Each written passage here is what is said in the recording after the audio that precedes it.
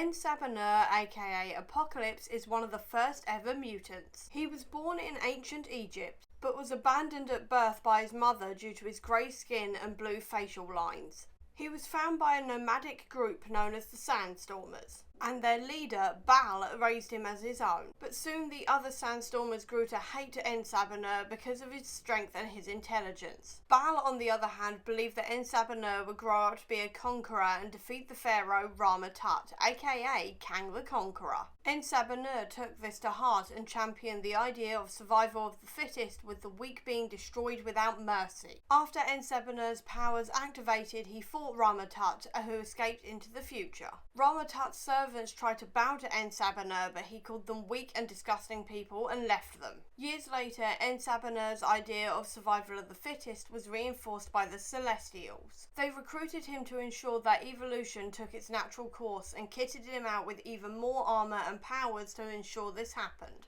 N'Sabur took on the name Apocalypse and then took on Horseman and set about his mission. This mission has brought him up against the X-Men, X-Factor and multiple other mutant teams over the years, and each time he's barely been defeated, proving just how powerful he is. The powers he has includes being able to control his own atomic structure, meaning that he can shapeshift, alter his size, adapt to deadly viruses and various attacks, regenerate and give himself more power when he needs them, and he does not need to eat, drink or sleep.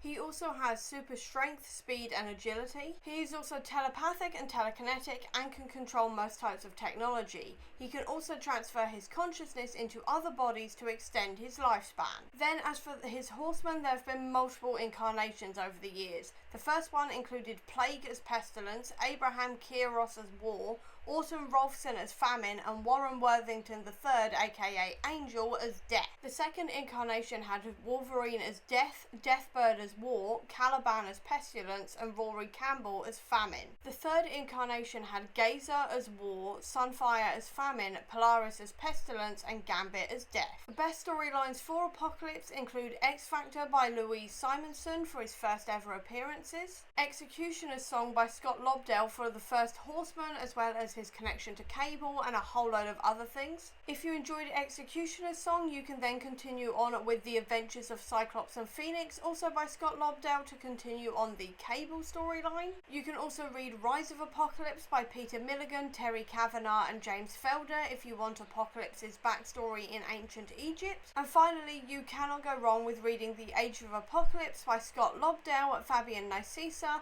Jeff Loeb, Larry Hama, Howard Mackie and John Francis Moore, because this is the classic and quintessential Apocalypse run, which is also the inspiration for X-Men 97 Series 2. And that is my explanation of Apocalypse in under 4 minutes. So I hope you enjoyed this video. If you did, please do give me a thumbs up. Comment down below to tell me if there's any other Marvel character you'd like to see me do this for, so I can get working on it. And don't forget to subscribe to see more of my videos where I'm going to be talking more about the MCU and Marvel Comics itself. Until next time everyone, bye!